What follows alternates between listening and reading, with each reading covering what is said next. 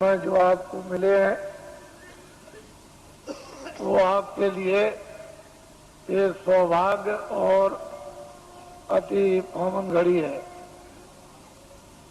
जीवन में इस तरह का समय मिला नहीं करता। जो समय मिल गया उसका हम सब लोग लाभ ही प्राप्त करें। एक ऐसा छोटा मोटा एक सेवा का स्थान आप सबको प्राप्त हुआ जहां सब तरह की सेवाएं होती हैं। सामाजिक कोई व्यवस्था तोड़ना फोड़ना नहीं, ना पुरानी बिगाड़ना नई बनाना।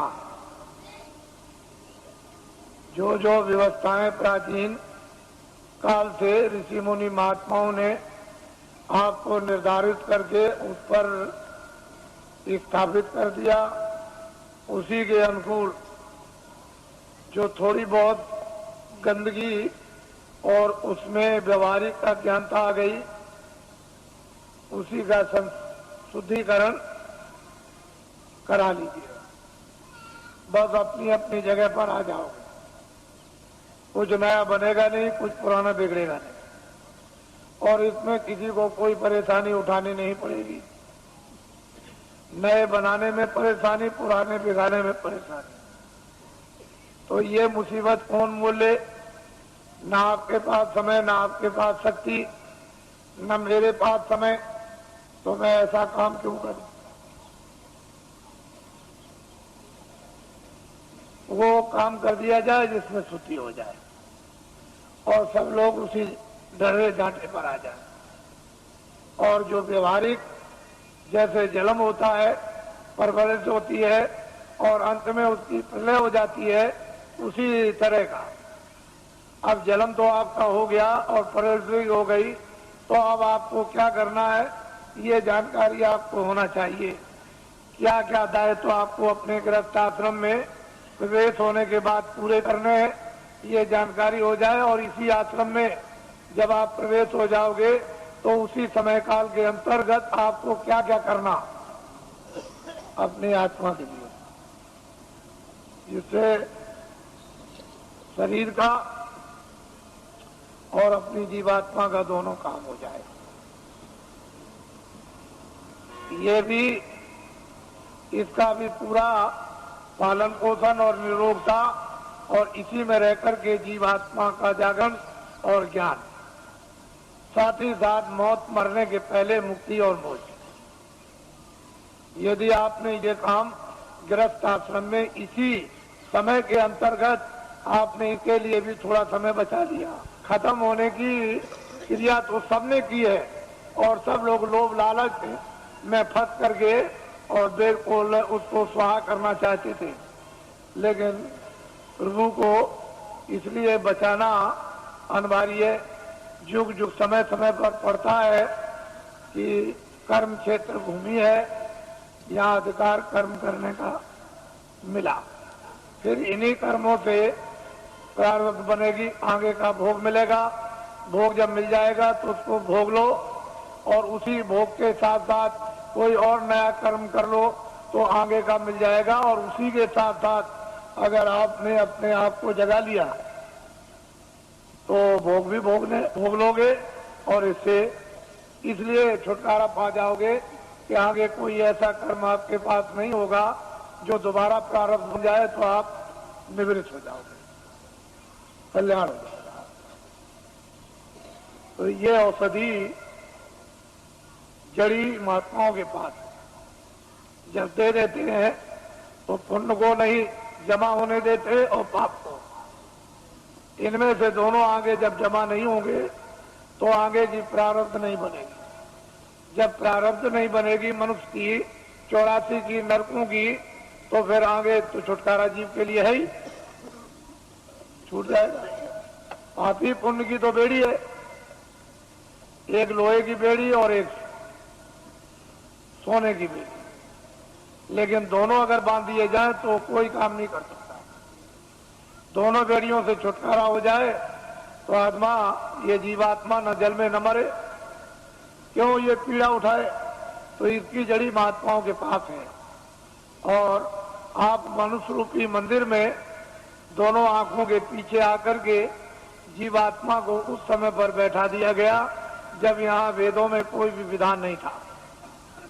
उस समय पर न कोई तपस्या करने के लिए भेजा गया था, सब तपस्वी थे, ज्ञान स्वरूप थे, बोध स्वरूप थे, सब कृतज्ञ थे, आदि से अंत तक सब जानते थे, सब त्रिकालदर्शी थे और सब मतलब ये कि भविष्य वक्ता, कोई मतलब ये ऐसे कार्य नहीं उसके लिए बंधे हुए थे कि जिससे उसके पास कोई गंदगी जमा हो या उसके पास कोई शुद्धि जमा हो। लेकिन बाद में जब ये विधान बन गया और विधान का वेदों के द्वारा डंडोरा पीट दिया गया और उससे अधिकार आपको देकर के ये भान करा दिया गया, ये अच्छा ये बुरा, ये पाप ये पुण्य है, और फिर जब आपने इसको किया तो फिर ये बंधन आपके लिए लगने लगा।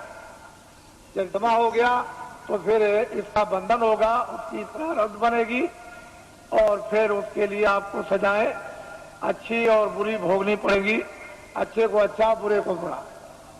पहले जीवात्मा दोनों आंखों के पीछे बैठी थी और उसका वो हृदय जगमग जगमग जगमग जगमग ज्योति से पूर्ण था। कहीं भी किसी भी कोने में अंधकार का नाम और निशान नहीं था। वो तो हर वक्त जगमग जगमग जगमग जगमग पूर्ण शक्ति उसमें व्याप्त थी, हर मानव में, चाहे वो स्त्री हो चाहे पुरुष हो, पूरी शक्ति थी, पूरा ज्ञान था, पूरा बोध था और मतलब सब कृतज्ञ थे किसी तरह का।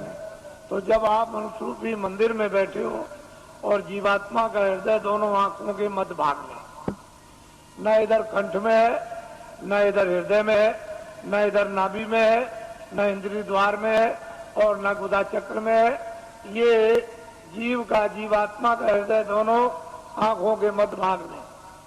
अब यहाँ जो बैठी हुई है तो उधर से जब कर्मों के आवरण में लाकर ढक दी गई, बंद कर दी गई आंख और कान, तो फिर अंधकार ऐसे छा गया जैसे बादल जब छा जाते हैं तो सूरज चांद और सितारों का प्रकाश लुप्त हो जाता।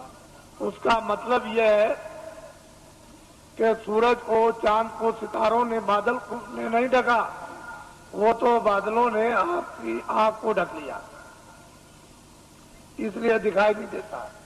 अगर बादल को आप साफ कर दो तो सामने आपके सूरज, चांद और सितारे, तो आपकी अंतर जीवात्मा की आंख और जीवात्मा के कान को ढक लिया और सुनना और देखना बंद कर दिया।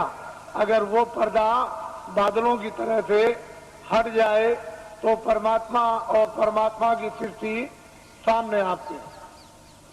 जब दिव्य नेत्र ज्ञान चक्षु साधक का जब खुल जाता है और जब कान खुलते हैं और वो देववाणी, ब्रह्मवाणी, वो अनहद वाणी और वो शब्द है और नाम जब प्रकट हो जाता है और कानों को सुनाई देने लगता है तो 24 घंटे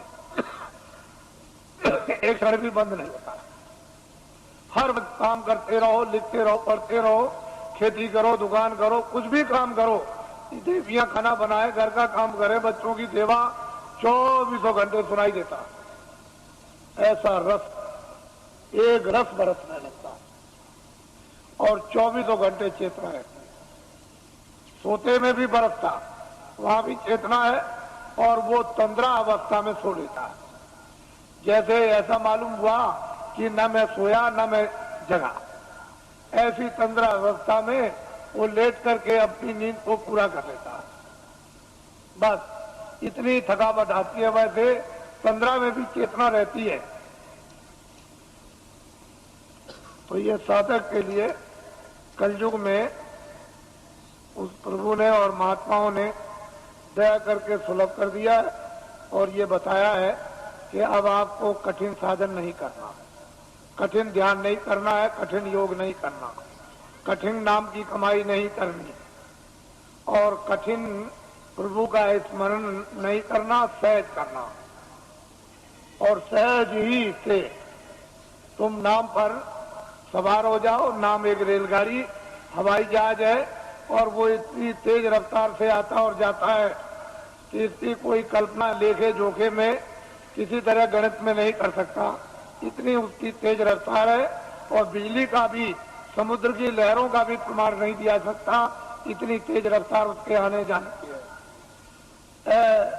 ऐसी चीज निर्धारित अनाज काल से उस मालिक ने तैयार कर रखी है। लेकिन अब जब भेद मिल जाए, जुक्ति मिल जाए और उस पर जीवात्माओं को सवार कर दिया जाए, तो वो चेतन है। वहां तेल पानी की जरूरत नहीं, वो तो चेतन है, जड़ नहीं है कि जड़ को तेल पानी मिले। चेतन ही चेतन है, न तेल पानी, न आगे की जरूरत, न वहां हवा की जरूरत। वो तो चेतन ही चेतन है, और जीवात्मा भी चेतन है। तो असल में यह है कि शरीर में एक तो गुदास्था, दूसरा इंद्रिय, तीसरा नाभि कमल, चौथा ये हृदय द्वार, और पांचवा ये कंठ। जरा ध्यान देना। छठा ये है, ये भ्रिकुटी विलास आज्ञा चक्र, ये जीवात्मा बैठी है।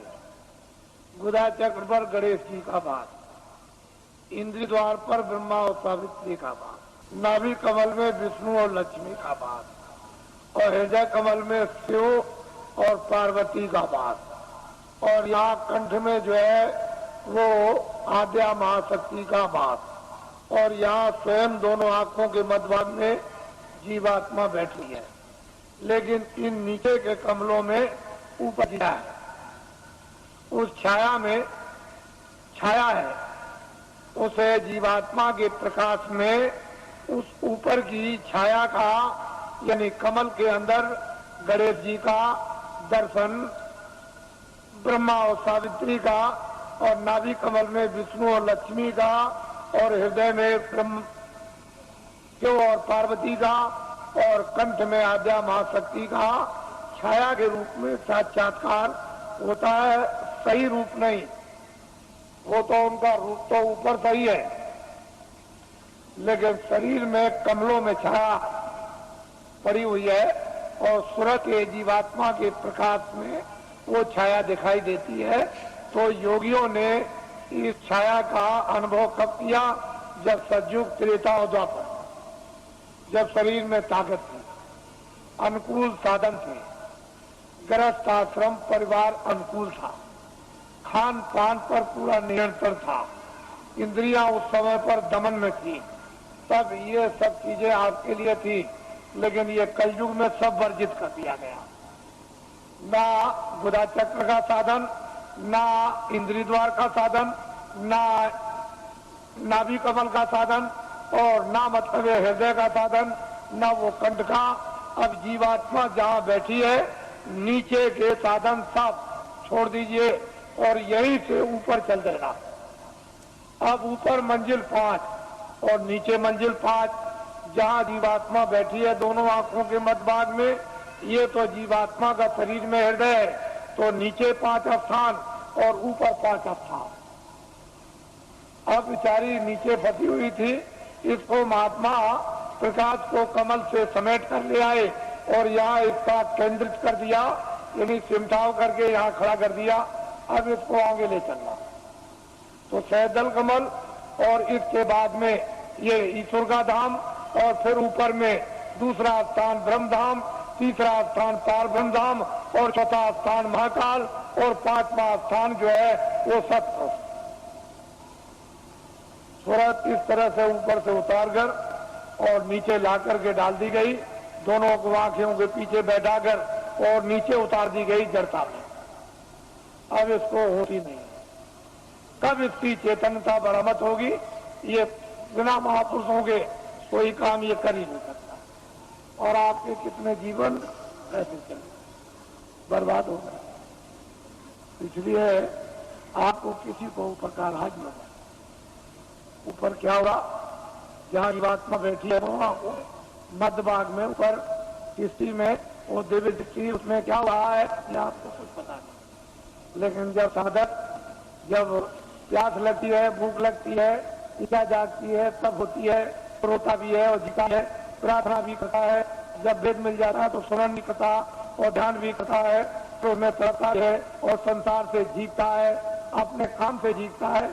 तो जब कुछ ही दिनों में, महीनों में उसका काम बनना शुरू हो जाता है, क्योंकि महापुरुषों की दया, समावेश और सहयोग जब उसको मिलने लगेगा तो जल्दी काम हो जाएगा, फिर देर नहीं लगेगी। इसलिए महापुरुषों की दया और उनका सहयोग, उनकी शक्ति का अवश्य ही लेना पड़ेगा, क्योंकि अपने पास तो कुछ है नहीं। जब उनसे कुछ लेंगे तभी काम होगा, बगैर उसके नहीं होगा। तो मैं ये काम तो मामूली समझता हूं, इस काम को तो कुछ नहीं समझता। बस केवल इतना ही है कि आप खड़े भर हो जाओ तो ये काम कुछ नहीं। ये भौतिक काम, सांसारिक काम, गृहस्थी का काम, खेती का काम, दुकान का काम और दफ्तरों का काम, ये काम कुछ नहीं है। इसको तो आप करो निमित्त मात्र, इस पर भी एक पैर रखो, उस पर भी रखो। ये गृहस्थाश्रम है शरीर रक्षा का, तो एक नाव पर पैर रखो ये गृहस्थाश्रम की। ये बाल बच्चों के पालन पोषण और परिवार और समाज, इसकी सेवा के लिए एक नौका ये, और एक ये नौका है जीवात्मा को पार होने की, ये नौका है शरीर रक्षा की। तो जब महात्मा मिल जाए तो धीरे से दोनों पर पैर रखवा देते हैं, इस पर भी जमाए रहो, इस पर भी जमाए रहो, और दोनों का बैलेंस अभी बराबर रखो। अभी तो आप एक पर है, एक ही पर है, तो उन्होंने कहा नहीं ये देखो नाव है परमार्थ की, इस पर भी रख लो, ये स्वार्थ की नाव है, इस पर भी रखे रहो। इस पर तो धीरे धीरे अपने उपदेश के द्वारा और दया के द्वारा और शक्ति के द्वारा धीरे धीरे वो जो स्वार्थ की नाव है सांसारिक, उसका जरा सा पैर का हल्कापन और परमार्थ पर जरा वजन ला दिया, बस आपकी स्वाभाविक जड़ा होने लगी। इच्छा इच्छा इन इच्छा नहीं, अरुचि होने लगी, तो धीरे धीरे धीरे धीरे उस पर जमा होने लगा। शरीर की ताकत का एक पर जमा हो। अब वो इस तरह का आपका हो जाएगा कि इस पर तो जमा हो गया और ये निमित्त मात्र रह गई। बस जब तक रहो तब तक ये निमित्त मात्र बस असली है। तो ये अंदर में उस पर जमाव कर लो और ये तुम्हारा इसको बिगाड़ना नहीं। तो इसलिए हमने तो कोई ऐसा काम रखा नहीं है कि आपको गृहस्थाश्रम का कोई काम बंद करना है। कपड़े पहनो, खाना खाओ, खेती करो, दुकान करो, दफ्तर करो, बच्चों की सेवा करो, आए गए का सत्कार करो और जो भी रस्म रवाज उसको भी करो, ये सब करो। हमने सब प्रकार रखे, किसी काम को बंद नहीं किया। और ये है परमात्मा। यहाँ बैठ करके आप इधर से अपने ध्यान को हटा दो, थोड़ा खेती से, दफ्तर से, दुकान से, बच्चों से, इनसे उनसे थोड़ा 2 मिनट, 5 मिनट, 10 मिनट के लिए यहाँ ला करके मन को, बुद्धि को, चित्त को यानी जीवात्मा के साथ में इसको लगाकर और थोड़ा सा सहयोग, बस इतने में काम है।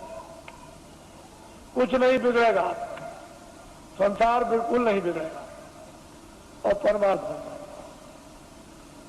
जैसे आप यहां से दरवाजा खोल करके चल पड़े, बस चलने वाली बात। अगर एक कदम भी बढ़ गया तो फिर रुकने वाला नहीं, दूसरा कदम जरूर उठ जाएगा। वो चाली इस तरह की है जीवात्मा की कि जैसे ही एक कदम बढ़ा वह दूसरा प्रवेश कर जाएगा, काम आपका हो जाएगा। तो इसलिए आपको ये भेद है, अभी कुछ नहीं मालूम कि ऊपर क्या है नीचे क्या है, ये कुछ नहीं है। साधक लोग क्या देखते हैं, क्या पाते हैं, क्या अनुभव करते हैं, क्या आनंद और शक्ति उनको मिलती है, अब ये तो बताने का आपको आदेश नहीं है। वैसे तो ये बता सकते हैं, लेकिन मैं ये नहीं चाहता हूं कि आपको बताकर साधकों का नुकसान हो जाए। साधक अपनी चीज भी रखे और आपको कुछ समझा बुझा भी दें, इनका कोई नुकसान ना हो, आपका फायदा हो जाए। असल में चीज यह है कि गोपनीय राज ये साधक नहीं बताते, न बताएंगे तो इनसे तो कुछ आपको मिलेगा नहीं। लेकिन जब घेर घार करके यहाँ ले आएंगे तो फिर यहाँ सब कुछ आपको मिल जाएगा। बस ये समझ लो कि आपके पक्के साथी है। ऐसा मत समझो ये किसी बुराई की तरफ ये ध्यान नहीं देते हैं, ये अच्छाई की तरफ ध्यान देते हैं। इनका लक्ष्य यह है कि बुराई छूट जाए और अच्छाई में प्रवेश हो जाए। वैसे तो बुराई को बुराई आप भी घर में मानते हो, उससे आप भी दुखित हो जाते हो कि ये बुरा है। तो दूसरा अगर आपको ये कह दे कि ये बुरा है तो वो जानता है इसलिए कहता बुरा, आप जानते हो तो आप कहते हो बुरा।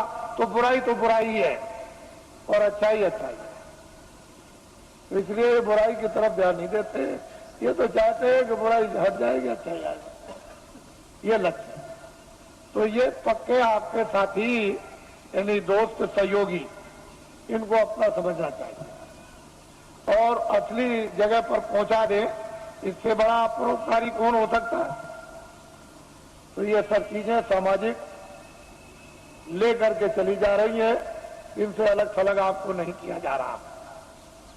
तो मैं आपकी जो व्यवस्था योजना है उसको पूरा बना करके तैयार कर चुका हूं और बस यह है कि जैसे ही अपनी जगह पर आप खड़े हो गए वैसे ही योजना आपके सामने रख दी जाएगी। और जब वो चक्रव्यूह योजना के अंतर्गत जब आप प्रवेश हो जाओगे तो सारा का सारा गुण उसका ज्ञान और राज आपको सब मिल जाएगा।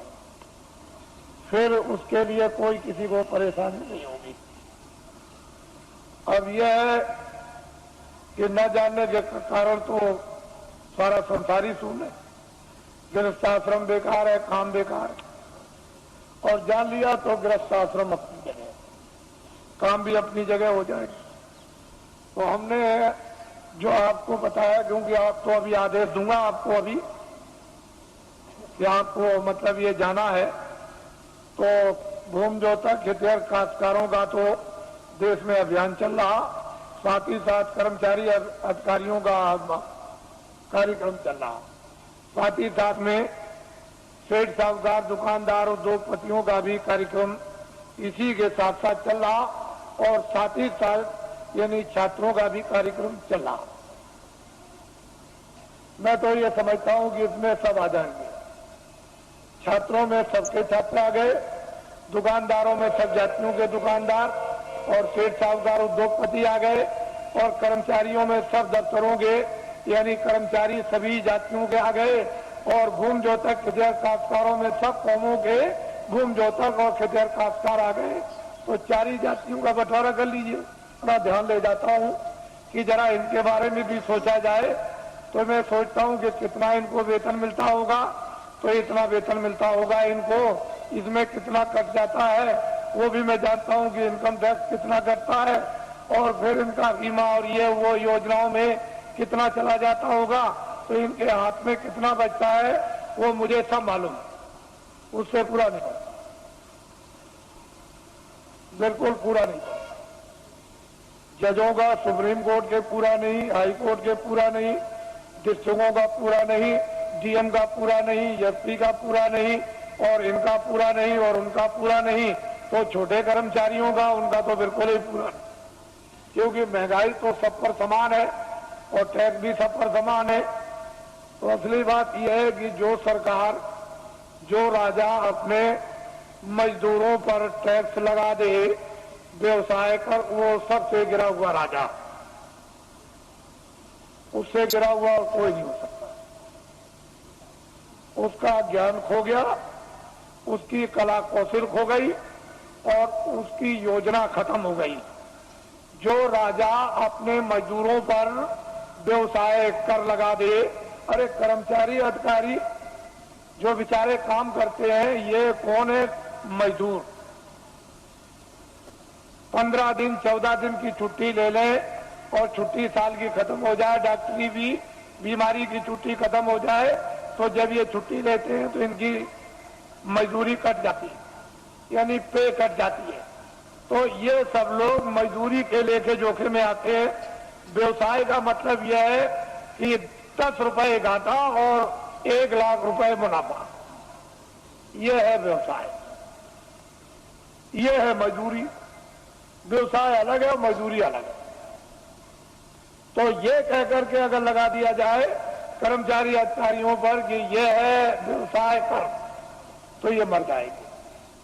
तो मैं कभी कभी उन लोगों की तरफ ध्यान ले जाता हूं जहां पर कि 20 साल और 25 साल और मतलब सजाए मौत देते हैं और उनका उस वेतन में जब खर्चा नहीं पूरा होता है तो उनके घर में बच्चे और बच्चियां, तो जज है 10 लाख दो, 20 लाख दो, ये सामान दो, ये सामान दो, खर्चा तो पूरा नहीं पड़ता, तो चिंता सवार रहती।